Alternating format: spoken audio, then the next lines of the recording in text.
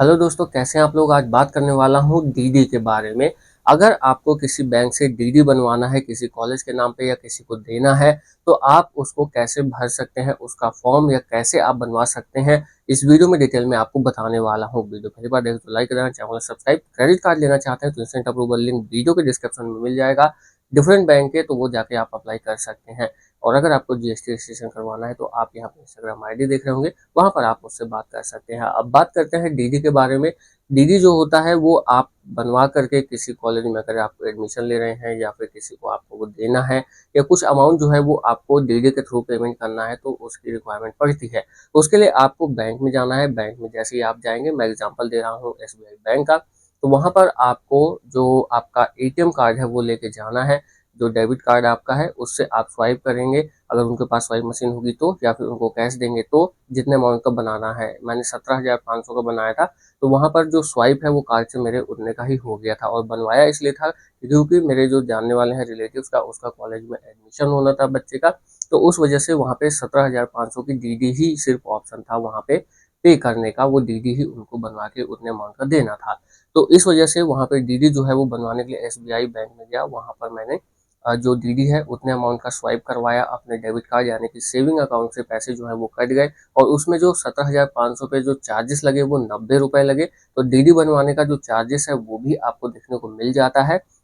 उसके साथ साथ ही आपको बताना चाहूंगा कि जो फॉर्म है वो किस तरह से होता है और कैसे भरना है, उसके बारे में भी इस वीडियो में आपको बता देता हूँ। और जैसे कि मैंने कहा, वहाँ पे आप कैश दे सकते हैं और चेक के थ्रू भी शायद पेमेंट हो सकती है, और एटीएम से भी आप, अगर उनके पास स्वाइप मशीन है तो आप उनको स्वाइप भी करवा सकते हैं और आपके अकाउंट से उतने अमाउंट जो है वो काट जाएगा। और वहीं पे आपको चार्जेस वगैरह सब वो बता देंगे। तो किसी भी बैंक में जा करके आप डीडी बनवा सकते हैं।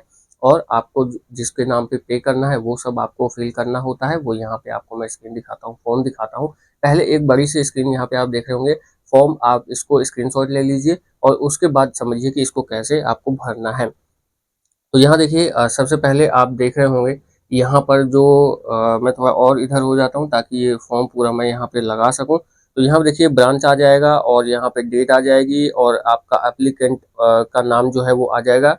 और उसके बाद किसको आप पे कर रहे हैं वो यहाँ पे नाम आ जाएगा। उसके बाद यहाँ पे अमाउंट जो है वो जैसे मान लीजिए, वैसे न्यूमेरिकल में आप लिखते हैं 17,500 एग्जाम्पल ले रहा हूँ तो। और यहाँ पे जो लिखना है इन वर्ड में वो 17,500 ओनली, इस तरह से लिखना है। ये वाला कॉलम मैंने छोड़ दिया था जो कैश वाला है, क्योंकि डिपॉजिट यहाँ पे हम नहीं कर रहे हैं। और ब्रांच का नाम यहाँ पे फिर दोबारा आ जाएगा। जो हाफ स्लिप है वो आपको यहाँ पर मिल जाती है, लेकिन उसके साथ साथ ही जो सेकंड वाला है वो खुद रख लेते हैं। तो वहाँ पे देखिए डिमांड ड्राफ्ट को आप क्लिक कर सकते हैं। पे नेम यहाँ पे भी आपको लिखना है, डेट यहाँ पे भी लिखना है।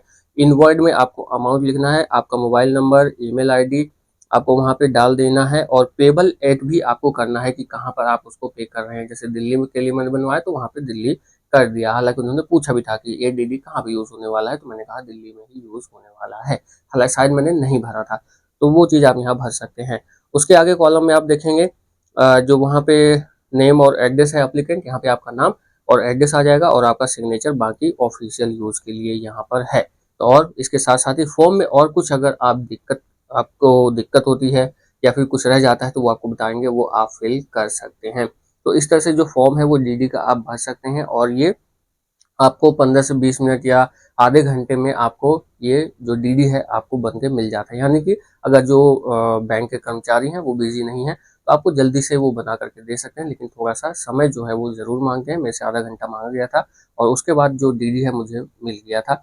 और वो एज इट इज़ डीडी जो है, यानी कि जो डिमांड ड्राफ्ट है वो लेकर के मैंने कॉलेज में जमा किया और जो एडमिशन है वो सक्सेसफुल हुआ। तो इस तरह से जो डीडी का प्रोसेस है या पेमेंट करने का है, तो कई जगह पे जो डीडी है उसी से आप पेमेंट कर सकते हैं।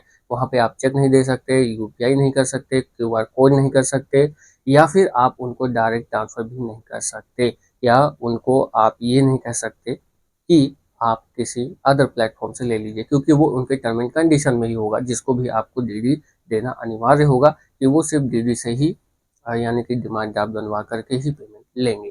तो उस केस में डीडी की रिक्वायरमेंट पड़ती है और उस केस में आपको डीडी जो है वो बनवाना पड़ता है बैंक में जा करके। तो जिसको भी आपको पेमेंट करना है आप किसी भी बैंक में जा सकते हैं।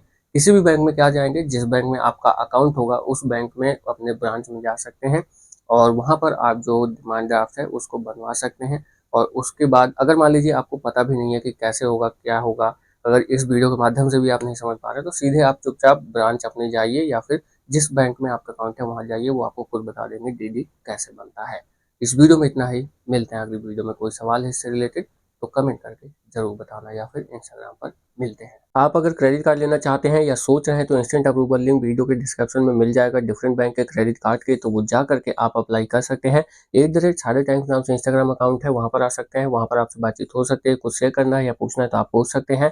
सादा टाइम्स ब्लॉग्स के नाम से एक यूट्यूब चैनल और है जहाँ पे आपको ब्लॉग देखने को मिल जाता है, तो वो चैनल भी आप सब्सक्राइब कर सकते हैं। मिलते हैं अगली वीडियो में। इस वीडियो में इतना ही, नमस्कार।